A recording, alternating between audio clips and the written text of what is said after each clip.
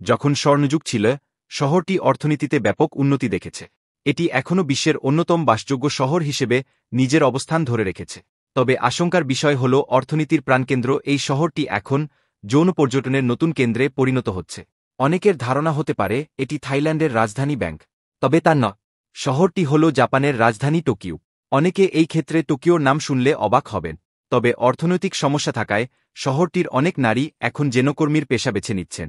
তরুণদের নিয়ে কাজ করা প্রতিষ্ঠান লিয়াজো কাউন্সিল প্রোটেক্টিং ইউথের মহাসচিব ইয়োশিদে তানাকা সংবাদ মাধ্যম দো স্টারকে বলেছেন, জাপান গরিব দেশে পরিণত হয়েছে। আমাদের সংস্থার পাশের পার্কে যৌনতা বেচাবিক্রি হচ্ছে। বিশেষ করে করোনা মহামারী পরবর্তী সময়ে পার্কটির আশেপাশে অনেক বিদেশি পুরুষকে দেখা যাচ্ছে। তিনি আরও বলেন, আমরা এখন অনেক বেশি বিদেশি পুরুষদের দেখছি। তারা বিভিন্ন দেশ থেকে আসছেন। এর মধ্যে রয়েছে শ্বেতাঙ্গ এশিয়ান কৃষ্ণাঙ্গ, তবে বেশিরভাগই চীনের। 20 বছর বয়সী উঠতি তরুণীরা জীবনধারণের জন্য সেক্স ইন্ডাস্ট্রিকে বেছে নিচ্ছে। এই অধিকারকর্মী আরও বলেন, বাস্তবতা হল জাপান এমন দেশে পরিণত হয়েছে যেখানে বিদেশি পুরুষরা নারীদের পেতে পারে এবং তাদের সঙ্গে যৌনকর্ম করতে পারে। বিষয়টি এখন গুরুতর সমস্যায় পরিণত হয়েছেন বলে জাপান টাইমসকে জানিয়েছেন দেশটির প্রধান বিরোধী দলীয় নেতা কাজুনোরি ইয়ামানো।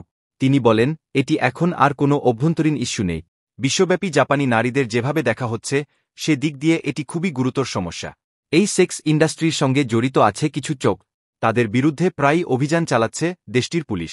গত সপ্তাহে 5 জনকে গ্রেপ্তার করা হয়, যারা সামাজিক যোগাযোগ মাধ্যমে বিজ্ঞাপনের মাধ্যমে দেহ ব্যবসার জন্য নারীদের খোঁজ করছে। করোনা পরবর্তী সময়ে অনেক নারী ঋণে জর্জরিত হয়ে পড়েন। এছাড়া অনেকে হোস্ট ক্লাবে খরচের জন্য দেহ ব্যবসার সঙ্গে জড়িয়ে পড়ছেন বলেও প্রতিবেদনে উল্লেখ করা হয়েছে।